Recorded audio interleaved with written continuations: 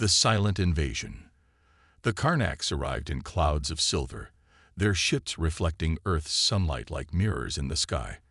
They came not with weapons, but with promises, trade agreements, cultural exchange programs, technology beyond humanity's wildest dreams. Dr. Sarah Chen watched from her laboratory at MIT as the world embraced its new allies with open arms. 3 years later, she stood in the vast technology reclamation facility outside Boston, staring at mountains of supposedly defective alien tech. The Karnaks called it waste, failed experiments, broken components, obsolete systems. To Sarah, it was beginning to look like something else entirely. Dr. Chen, you need to see this. Marcus Rivera, her former graduate student and now fellow waste management specialist, called from behind a pile of iridescent metal. His dark eyes gleamed with excitement as she approached. In his hands, he held what looked like a crystalline matrix, its surface etched with patterns that seemed to shift in the dim light. Another broken power core? Sarah asked, though she already knew it wasn't. They'd been cataloging these defective pieces for months now, and patterns had emerged. Patterns the Karnaks either didn't see or didn't want them to see. Marcus shook his head. Watch this. He placed the crystal near another component they'd salvaged last week. The air between them shimmered, and for a brief moment, lines of light connected the two pieces like a digital constellation. They're talking to each other, Sarah whispered. It wasn't the first time they'd seen this phenomenon, but never so clearly. Add it to the others. In a sealed room beneath the facility, accessible only through an old maintenance tunnel, they'd gathered similar pieces. Each one exhibited the same behavior, attempting to communicate with other components. The Karnaks claimed these were random energy discharges from damaged tech. Sarah and her team knew better. Director Chen. The sharp voice of Overseer Keltar echoed through the facility. Sarah quickly nodded to Marcus, who slipped the crystal into his pocket. The tall, silver-skinned Karnaks administrator strode toward them, his movements precise and controlled. Your efficiency reports are disappointing, Keltar said, his translator converting his clicks and whistles into crisp English. The Karnaks Empire expects better from its human partners. Sarah bowed slightly, a gesture the Karnaks seemed to appreciate. We're still learning your technology, Overseer. Some components are complex. Keltar's inner eyelids flickered, a sign of amusement or contempt. Sarah was never sure which.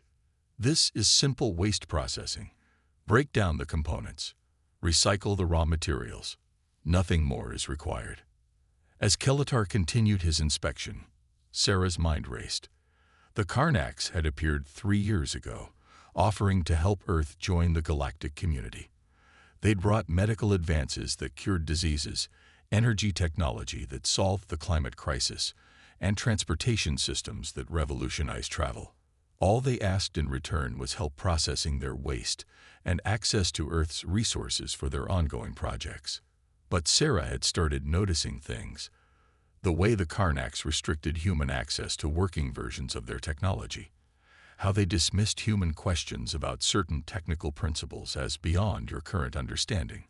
And most importantly, the patterns in the supposedly broken tech they were given to process. That evening, after the facility had mostly emptied, Sarah met with her core team in their underground sanctuary. Marcus was there, along with Dr. James Wong, a quantum physicist, and Captain Lisa Torres, formerly of NASA's Deep Space Program. The crystal Marcus found today confirms our theory, Sarah said, activating a holographic display they'd cobbled together from salvaged parts. These aren't random components. They're pieces of something larger, something the Karnaks don't want us to know about. James adjusted his glasses, studying the data scrolling across the display. The quantum signatures are unlike anything in the Karnaks tech we've been allowed to study. This is older, more advanced in some ways. Look at this, Lisa said, pointing to a pattern in the data. These energy signatures. They're similar to what we saw in those navigation cores last month. But the language, it's not Karnaks. Sarah nodded, because it's not their technology.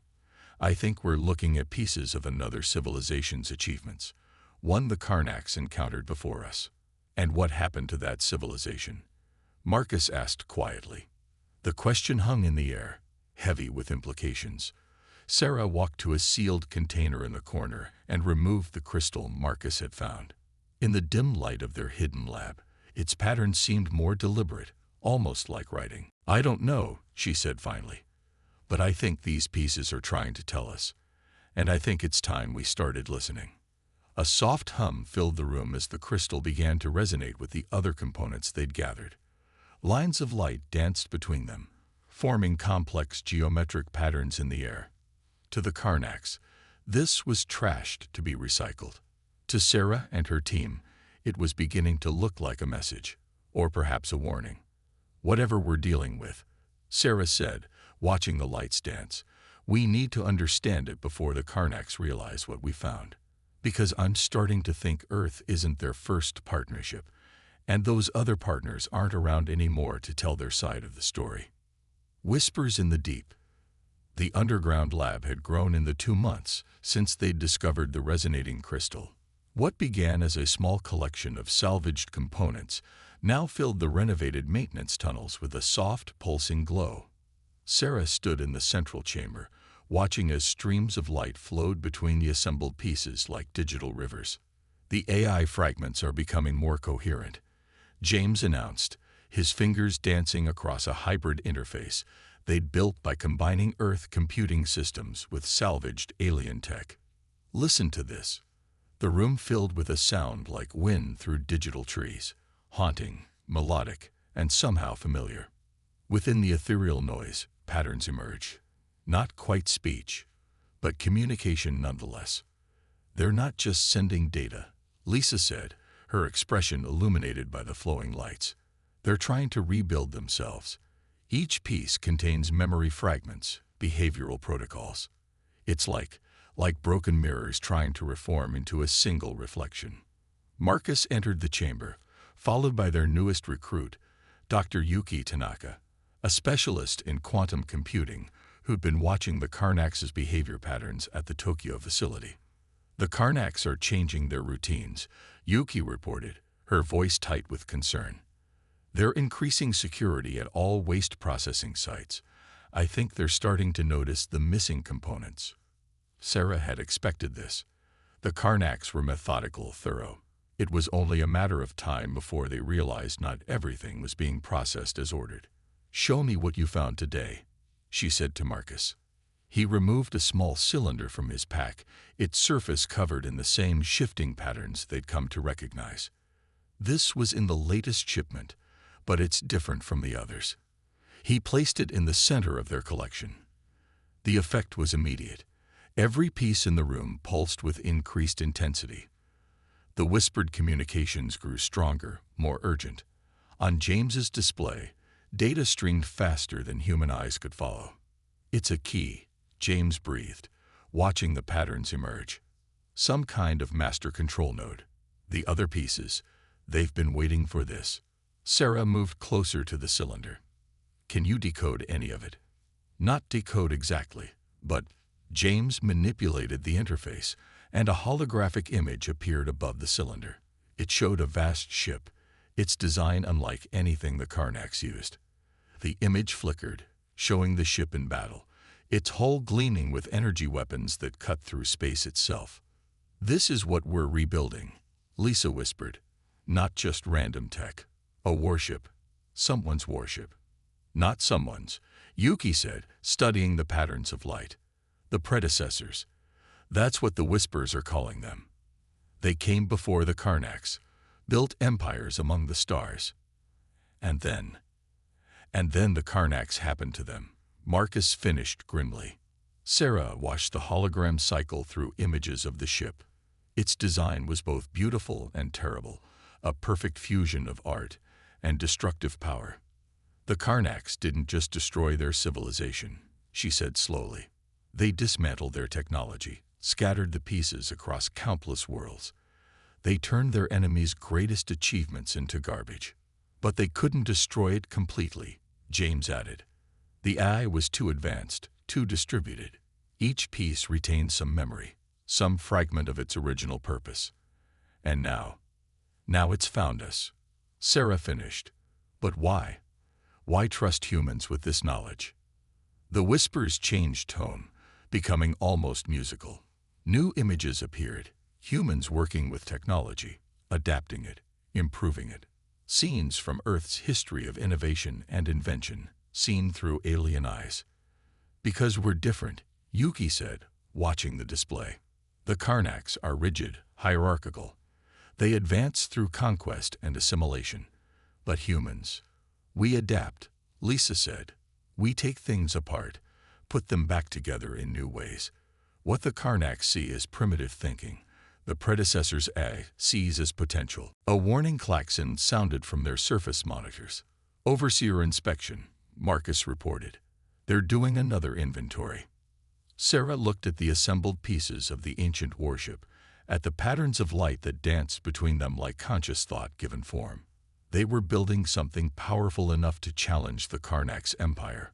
But they were also building proof that the Karnaks weren't humanity's benefactors. They were conquerors who had done this before, and would do it again. Pack up the key component, and any pieces that can't be hidden, she ordered. Standard contamination protocol for the rest. Make it look like we're still processing waste.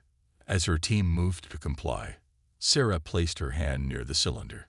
The lights responded, swirling around her fingers like curious animals. We'll help you, she whispered to whatever consciousness lurked in the ancient tech. But when this is done, Earth has to remain free. No more empires. No more conquerors. Just cooperation. Real cooperation. The lights pulsed once, brightly, as if in agreement, or perhaps in mourning. Sarah wasn't sure which, but she knew they'd passed a point of no return. In the tunnels beneath the Karnaks' feet, humanity was about to change the galaxy's balance of power. She just hoped they were ready for the consequences. The Ghost Protocol. Deep beneath the Earth's surface, something ancient was awakening. The assembled components of the predecessor's warship no longer simply whispered. They sang. The harmonics of their communication filled the expanded network of tunnels with a symphony of light and sound that only the resistance team could hear, thanks to quantum frequency filters they'd developed. Sarah stood before the partially assembled hull sections, which now dominated the largest chamber. The once scattered pieces had begun to self-organize, guided by the AI fragments contained within each component. What had started as a collection of disparate parts was taking shape into something both beautiful and terrifying. The Karnaks are accelerating their schedule, Lisa reported, entering the chamber with a datapad displaying security feeds from the surface. They're demanding twice the processing speed at all facilities worldwide. Something's got them spooked. They should be spooked, James said, not looking up from his workstation, where streams of alien code flowed across multiple screens. The AI is becoming more coherent. Watch this. He typed a command, and the whole sections rippled with energy, temporary force fields flickering into existence. Defensive systems, Sarah asked, approaching the display. More than that. The ship's original quantum shielding technology. The Karnaks still haven't cracked this. It's why they had to break down the predecessor's ships piece by piece, instead of just disabling them in combat. Yuki emerged from a side tunnel, her usually composed demeanor showing signs of stress. We have another problem. The Karnaks aren't just increasing processing quotas. They're installing new scanning equipment at all facilities. They're looking for something specific. They know, Marcus said, entering behind her. Maybe not exactly what we're doing, but they know something's wrong. Sarah moved to the central interface platform they'd constructed. The ancient AI responded to her presence, displaying tactical information and system diagnostics in flowing holographic script. How close are we? She asked the room at large. The hull is about 60% assembled, Lisa said. Primary systems are integrating, but we're missing crucial components for the main drive and weapon systems. We can't wait much longer, James added. These new scanners, If they're quantum resonance detectors, they'll pick up the AI's harmonic signatures. Our shielding won't hold. Sarah placed her hand on the hull, feeling the subtle vibration of power flowing through the ancient metal. The AI responded to her touch, projecting images of battles long past. The predecessors fighting against the Karnak's invasion, their superior technology gradually overwhelmed by sheer numbers and ruthless determination. "We're not repeating history," she said firmly. "We're learning from it. Yuki, what's the status of Ghost Protocol?" Yuki moved to her own station, bringing up complex mathematical models. "The quantum masking field is stable in testing. We can make our power signatures match normal background radiation, but only for short periods. The bigger the assembled sections get, the harder it becomes to hide them." A warning tone sounded from the surface monitors. Marcus checked the feed and swore softly. "Overseer Keltar is making an unscheduled inspection with new equipment." Sarah straightened, her mind racing through options. Implement Ghost Protocol. Full shutdown of all non-essential systems. Active components go to quantum hibernation. Lisa, Marcus, get topside and run interference. James, Yuki, monitor the masking field. If it fluctuates even a fraction, shut everything down. As her team moved with practiced efficiency, Sarah addressed the AI directly. "I know you want to keep building, keep integrating. But right now we need to be invisible. Understand?" The lights dimmed gradually, the whispered songs fading to nearly imperceptible murmurs. The AI was learning, adapting to human methods of resistance. Not the direct confrontation that had failed the predecessors, but something more subtle. Through the monitoring systems, Sarah watched Keltar move through the facility above. The Karnak's overseer carried a device she'd never seen before, something that pulsed with its own strange energy. At his side, two more Karnaks moved with military precision, their customary administrative robes replaced with what could only be combat armor. "They're definitely looking for something." Lisa's voice came through quietly on the secure channel. "Keltar keeps talking about quantum irregularities and unauthorized energy patterns." The scanner in Keltar's hand swept back and forth, its pulse growing stronger. Sarah held her breath as its beam passed over the hidden entrance to their tunnel network. For a moment, the masking field fluctuated, a tiny spike in the readings. Then Marcus managed to accidentally on purpose drop a container of processed materials, the crash echoing through the facility. "My deepest apologies, Overseer," he exclaimed, managing to sound both earnest and slightly confused. "These new efficiency quotas have us working at unprecedented speeds." The scanner's beam moved away. Sarah released her breath slowly as Keltar launched into a lecture about human clumsiness and proper handling protocols. Later, after the inspection ended, the team regrouped in the main chamber. The AI gradually reawakened, its lights and whispers returning to full strength. "That was too close," Yuki said, reviewing the sensor logs. "The masking field barely held. Next time we'll be ready," Sarah interrupted. She gestured to the tactical display, where new information was flowing. The AI learned from this. It's already adapting the quantum masking protocols, using the scanner's own frequency to improve our camouflage. "Smart," James muttered, "but it doesn't solve our bigger problem. We're still missing key components, and now the Karnaks are actively hunting for us." Sarah smiled grimly. "Then we'll just have to hunt them back. The AI doesn't just remember how it was built, it remembers where every piece was sent.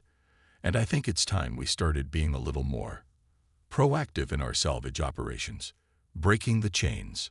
The night sky over the Karnak's transport facility blazed with security lights, but shadows still found places to hide. Lisa pressed herself against a maintenance conduit, her dark infiltration suit blending with the deeper darkness. In her ear, Sarah's voice came through the quantum-encrypted communicator they'd built from salvage tech. "The AI confirms it. The primary weapons core is in that shipment. We won't get another chance at this." The weapons core was the last major component they needed. The ancient warship growing beneath the Earth was nearly complete, but without its main armament, it would be just another target for the Karnak's fleet. Security patrol approaching Sector 7. Marcus reported from his observation post. Yuki's bypass should kick in. Now. The security lights in Sector 7 flickered and died. Lisa heard the chittering sound of Karnak's guards responding to the apparent malfunction. She moved, swift and silent, using their own shadows against them. The cargo container stood 3 stories tall, its sides marked with Karnak's warning symbols. Lisa placed a small device on its surface. Another gift from their AI ally, the container's quantum locks disengaged with a soft hiss. Multiple biosignatures approaching. James warned through the comm. They're not buying the malfunction anymore. Lisa slipped inside the container, her augmented vision adapting to the darkness. Rows of damaged components filled the space, each one humming with dormant power. The AI's guidance led her straight to her target. A crystalline matrix the size of a basketball, pulsing with deep red light. "Found it," she whispered. "Beginning extraction." "Lisa." Sarah's voice was tense. "We're detecting a quantum surge from the orbital platforms. They're spinning up their scanning arrays." A new sound filled the air, the high-pitched whine of Karnak's combat drones activating. They'd prepared for this, but not for what came next. "Attention human facilities." Overseer Keltar's voice boomed through the complex's communication system. "Our sensors have detected unauthorized quantum signatures consistent with prohibited technology. This facility is now under military jurisdiction. All humans will present themselves for immediate screening." Lisa secured the weapons core in her specially shielded pack. "Please tell me the Ghost Protocol is still holding on the main site." "Barely," Yuki responded.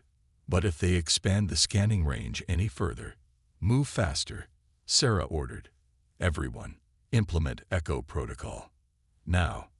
Echo Protocol was their emergency strategy, creating multiple quantum signatures across the city to confuse the Karnak scanners.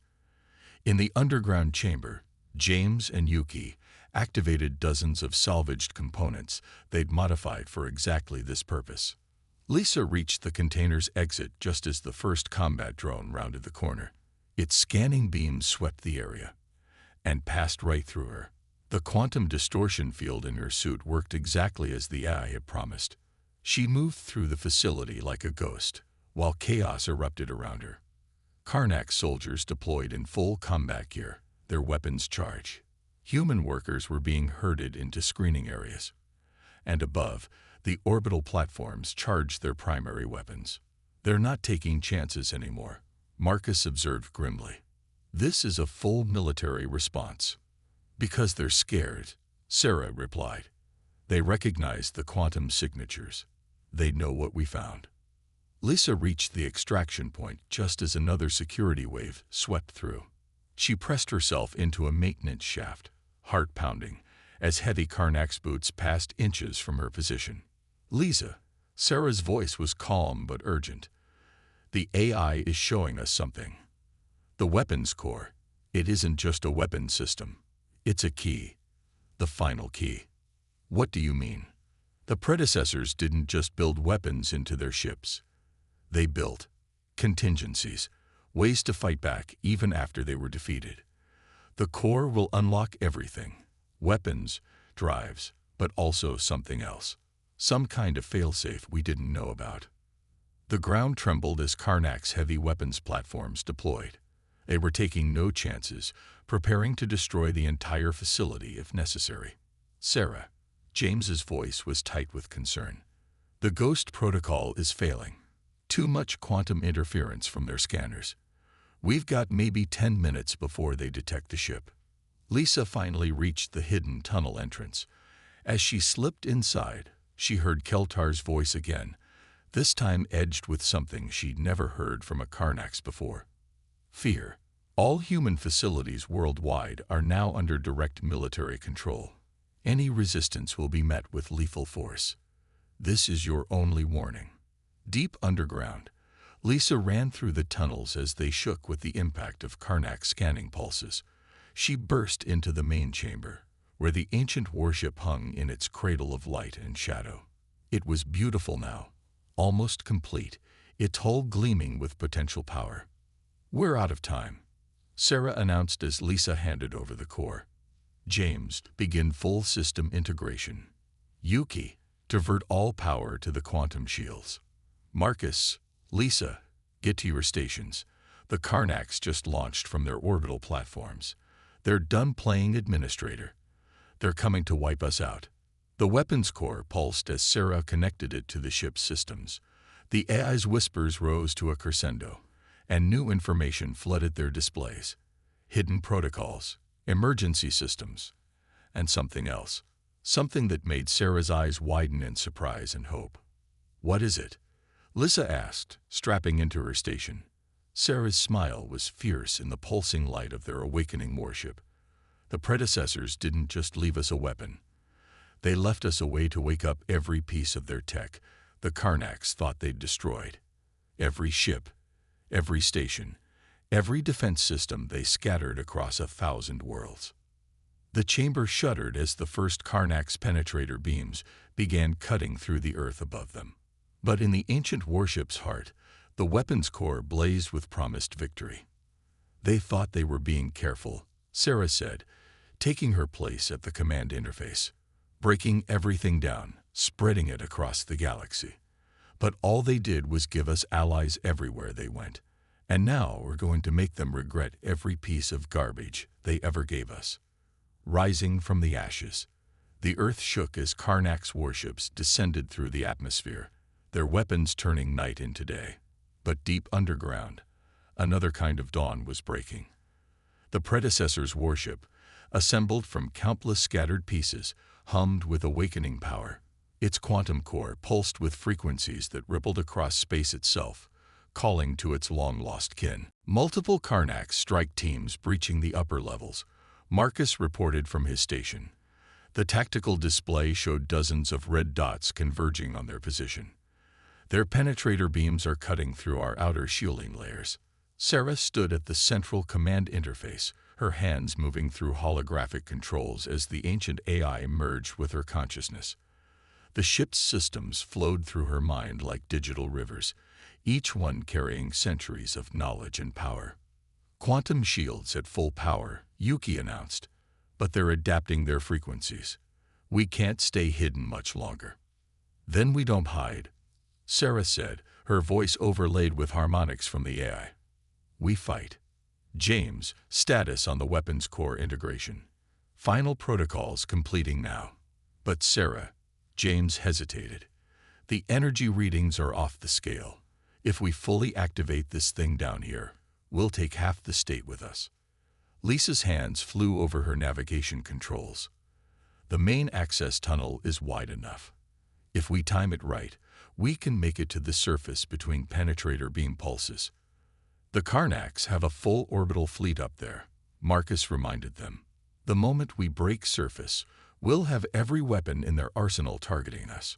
Sarah smiled, watching the weapons core's lights spread through the ship's systems like awakening blood through ancient veins. "That's exactly what we want. Everyone, secure for ascent. We're about to show the Karnacs what their garbage can really do."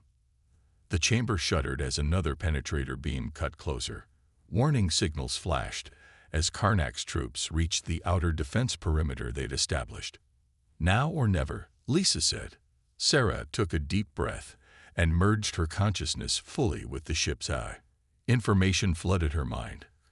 Combat protocols, weapon specifications, but most importantly, the quantum frequency that would awaken every piece of predecessor tech scattered across the galaxy. "Quantum drives online," Yuki reported. "Hull integrity at maximum. All systems ready. Breaking surface in 3. Lisa began the countdown. 2, 1. The ship surged upward, its quantum shields parting Earth, and stone like water. They burst through the facility's surface in an explosion of debris and energy, rising into the night sky on pillars of impossible light. Multiple Karnac vessels acquiring target lock. Marcus called out. "They're charging weapons."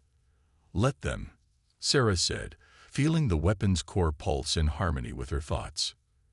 Yuki, initiate the quantum beacon. Full broadcast. The ship's core blazed like a new star. From its heart, a signal rippled outward at faster than light speeds, carrying with it an awakening call that had waited centuries to be heard. On their tactical displays, new signals began appearing. First dozens, then hundreds, then thousands. Across Earth, buried pieces of predecessor tech burst from their recycling facilities. In orbit, supposedly dead components in Karnak storage satellites blazed to life. And from deep space, more signals answered. "My God," James breathed, watching the data flood in. Every piece they ever scavenged, every ship they broke down, they're all waking up. All of them. The Karnak's fleet opened fire, their energy weapons converging on the risen warship. But its quantum shields, designed by a civilization far more advanced than they had ever admitted, absorbed the attacks without strain. "They're launching their entire orbital defense grid," Marcus reported. "Over 200 capital ships incoming." Sarah felt the weapons core sync with her consciousness, offering her access to power that the Karnaks had never understood. "The predecessors didn't lose because their technology failed," she said, watching the enemy fleet approach. "They lost because they fought alone. We won't make the same mistake." She activated the ship's communication systems, broadcasting on all frequencies. "This is Dr. Sarah Chen to all Earth Defense Forces and civilian populations. The Karnaks are not our benefactors. They are conquerors who have done this before. But humanity is not alone. Look up." Around the world, people emerged from their homes to see new lights appearing in the sky.